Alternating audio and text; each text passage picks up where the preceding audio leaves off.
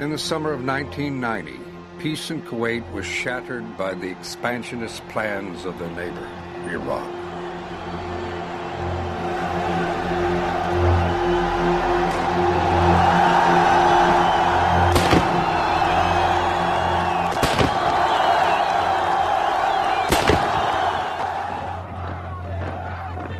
On August 2nd, Saddam Hussein sent 100,000 troops across the border, announcing that Kuwait had ceased to exist.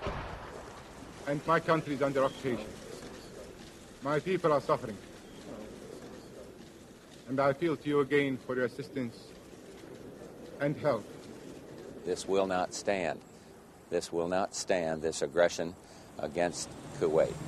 When sanctions and negotiations failed, the United States led a 32-nation coalition against Iraq in Operation Desert Storm.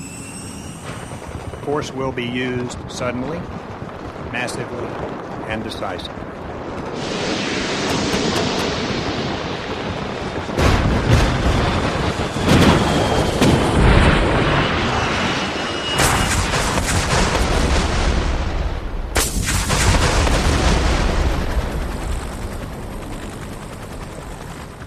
After 6 weeks, Iraq's occupation forces collapsed.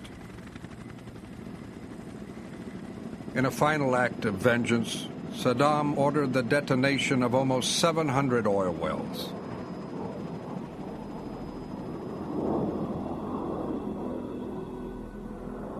War leaves Kuwait devastated. Its people scattered, the whole network of modern facilities in ruins. Emergencies in every sector of society demand response.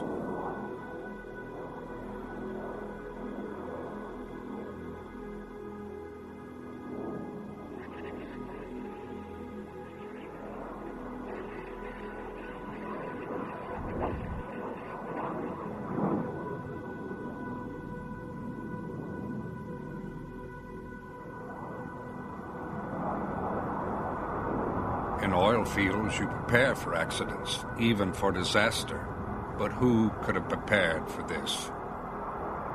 6 days after liberation, a small group of firefighters arrived to assess the task ahead.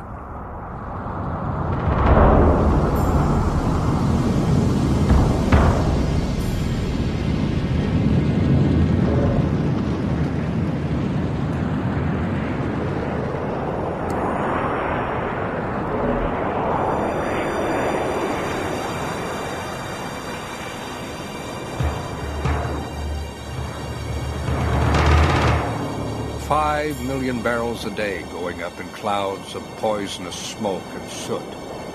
If left alone, the fires could burn for 100 years.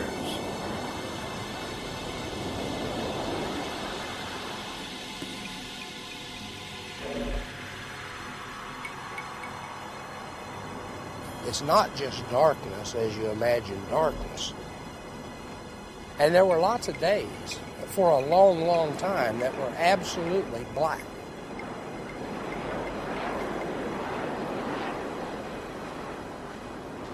Everywhere you looked, there was a burning well. Everywhere you looked was nothing but destruction. And when you could see the sky, it didn't last but a few minutes, and it'd be total darkness again.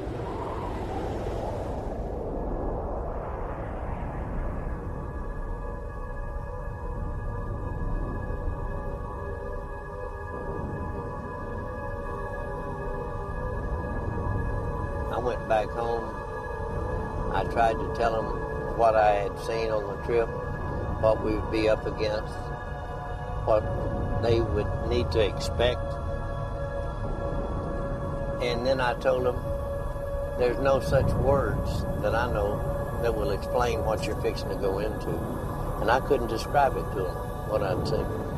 I could not. There wasn't words, there's no words around to describe what we saw when we came here in March.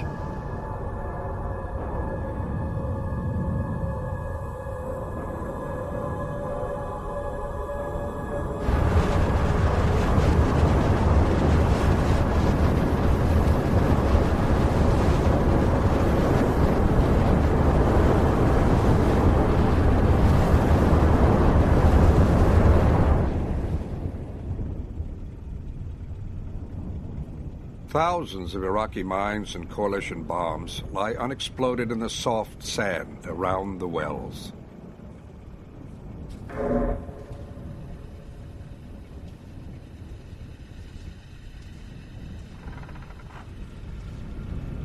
Disposal teams creep through the dark days, searching them out.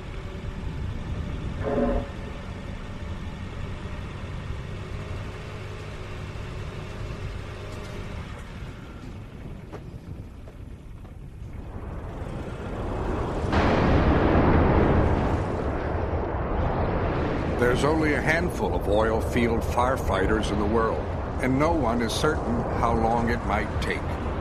Some say 5 years, some say 10. Let's get this piece of junk out of here so we're going to work. From 40 countries come 10,000 people and thousands of tons of machinery. It's the largest non-military mobilization in history.